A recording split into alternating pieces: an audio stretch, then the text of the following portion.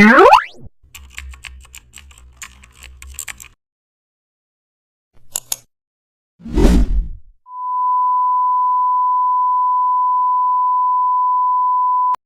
back to the channel. Don't forget to like, share and subscribe for more update.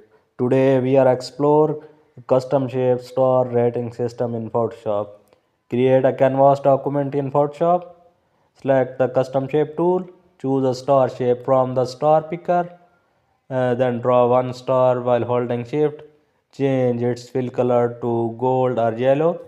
Duplicate the star multiple times using Ctrl plus J. Align all star horizontally. Reduce opacity for some stars to show a rating level. Select all star layers. Use the move tool to center align them. Add small rating text below using type tool. Adjust spacing between stars carefully. Zoom out and preview layout. Star rating looks clean, perfect for review graphics.